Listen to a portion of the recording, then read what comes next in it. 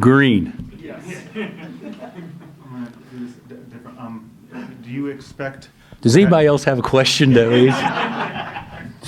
Hey, go ahead. Trying to make you happy and do it differently. Do you expect maybe an expanded roster this week or next week? Do you know yet what that's going to look like, or is everybody healthy? How are the guys? Well, we're recruiting, trying to get an international guy this week, so it could come in and help us. No, we're not going to have Darryn in Vegas, although we have reevaluated, and he's right there close, but he hasn't quite done enough to put him in position to go out and play multiple games in a short span like that. So we're hopeful he's running and cutting and doing all those things, while we're in Vegas, but not to the point where he's probably ready to play. Bill, do you get a sense that your guys get what this tournament is? It's so new, and it's obviously a new format. I don't know that I get it. Sure. Good question. The format is it's fine, whatever the format is. It's really not. Is it in 3-team pods? Is it in 4-team pods? I don't really know, because I don't think it is. And then the two games are determined by win-loss and point differential, if I'm not mistaken. So we want to win. We want to play well. We want to put ourselves in the best position. But the biggest thing is, to me, this is a 3-game tournament, and we're going to try to win 3 games.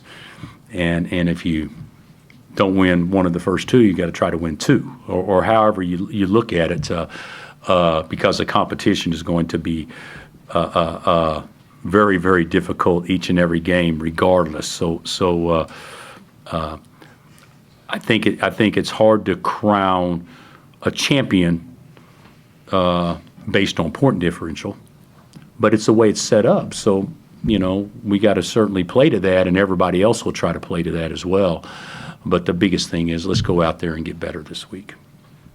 How important is it, or do you think it will become, to play in events like this? I mean, this one expanded so quickly, and I'd imagine there's going to be more like it that pop up in the years to come. Do you agree with that too? I think it's going to be a necessity to play in true NIL opportunities, because with the rev share agreement and what schools can do, and each individual school has their own deal and how it's set up within the department on what schools can get respectively in each sport, how important would it be to have true NIL, which is 100% permissible that every school does, to have opportunities through that maybe you wouldn't have if you didn't play in events like this. So it's who knows what the future holds, but it's certainly the wave of the present, so which I assume will extend into the future. Kind of related to that, I guess, the payouts the players come from doing NIL activities while they're there, I guess. Do you know what kinds of things? I don't know. Okay. Yeah. That would be a question for somebody else. But yeah, they've got to do some things, and they've already done some things here on campus, so that they can utilize already in place there, or already utilizing. But Henry, I don't know exactly what those things are. Okay, and then you mentioned on Tuesday the possibility for an MTE to help with team bonding. I guess what, in your experience, makes one serve as a good team bonding experience, or how can you guys facilitate that during your time in Vegas? Well, I really don't think where you're at has a lot to do with it. Maui's hard to beat if you're going to hang out, but Vegas is a fun place too. But what I'm talking about, 3 games. It could be 4 days, but 3 games in 3 days, where you spend all your time with each other. And if you're not playing or practicing, you're in the film room with each other, and you're talking about certain things and making adjustments, and it's kind of just us, even though families will be there. the opportunity to spend time with families isn't going to be prevalent, Monday, Tuesday, or Wednesday. It'll be maybe a little bit before and maybe on Thursday. Well, we'll probably come back immediately after the game, whenever our last game is. But the bottom line is, it's just us, and I think those things are good. How do you prepare? You got a haircut. Thanks. Yeah. I hope you meant good. Yeah. But how do you prepare for the scout for Notre Dame and Syracuse, knowing you're going to play both, one in front of the other, as opposed to a tournament where you don't know? I think that's a good question. So both scouts are done. So what we have done is we practiced twice yesterday. We practiced twice today. All right. We'll be off tomorrow and travel, and then practice on Sunday. So tonight's practice will probably be exactly on probably both of those teams a little bit, because we got through a lot of stuff that we want to do with us today. And then Sunday would be strictly Notre Dame, and then play Notre Dame on Monday, and then Tuesday will be some carryover based on what we do tonight.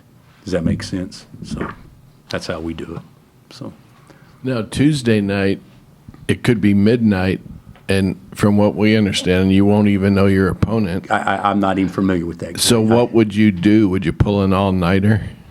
I mean, they could be telling you on Tuesday that your game is coming up at noon Wednesday. I guess they could. But we're just going to roll with it. Let's play good on Monday and Tuesday and roll with it on Wednesday. See what happens. I mean, it's kind of like going on a trip to New York, and you get to the airport, and the airports are closed. Do you panic, or do you just roll with it and you get into New York at 10 or 11 o'clock at night, as opposed to arriving at 4 o'clock in the afternoon, where you can actually play off of that? It screws up your schedule, but everybody adjusts. Life is full of adjustments, so that won't be. If you can't adjust to that, then you probably don't have a very tough team. So, What is the one advantage to playing? Well, do you think tournaments in Maui and the Bahamas will be in danger in the future? I would say that would be up to the organizers and the event and the promoters to see if they can do whatever the players there is doing. So I don't think they're in danger unless maybe they don't make some adjustments. And I wondered, is Darryn practicing? No, that's what I was saying. He's doing individuals and that stuff, but as far as the team stuff, he's not doing that. He hasn't done that yet, Gary.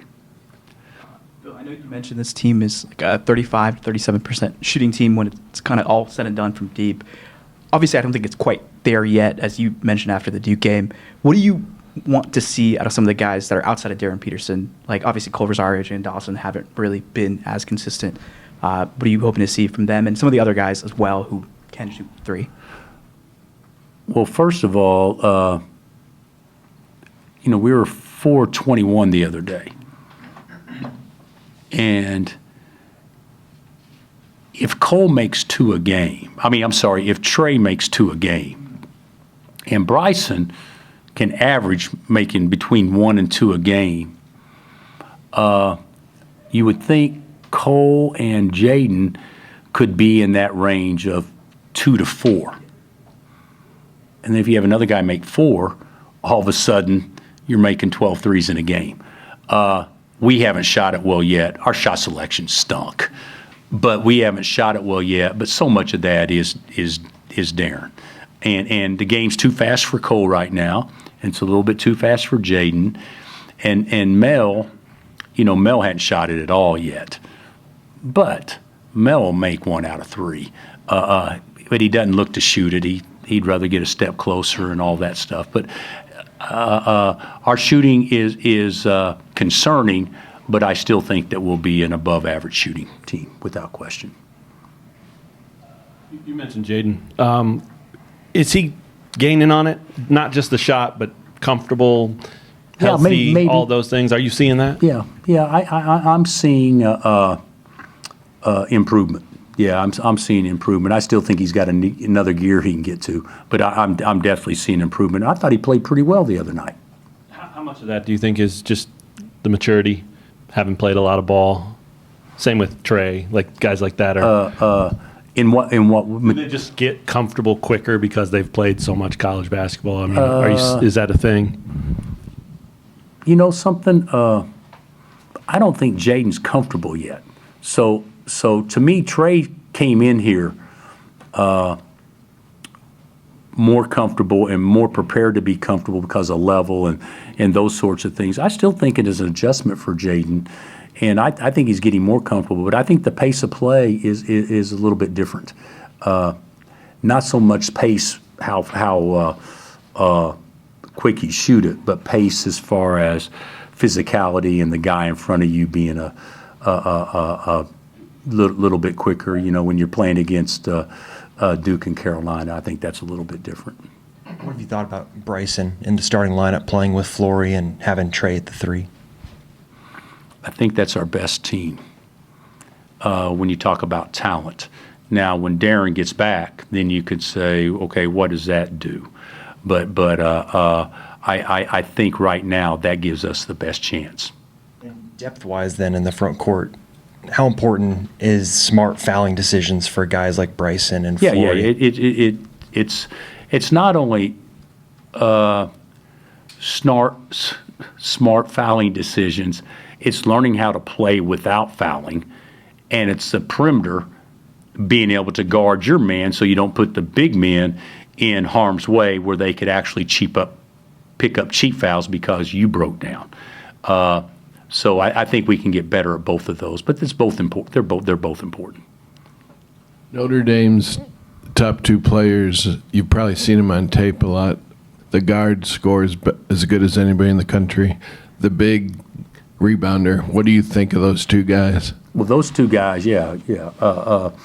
And coach's son, scores the ball too. So I think they've got 2 really good perimeter scorers, and they got a big guy that looks like could be a tight end type or a defensive end type in the NFL. He's a strong, powerful dude and a great screener and a great rebounder. So, yeah, they've got nice personnel. There's no doubt about that. Do you have any memories of playing Notre Dame as a player, and what do you think of the renewal of this?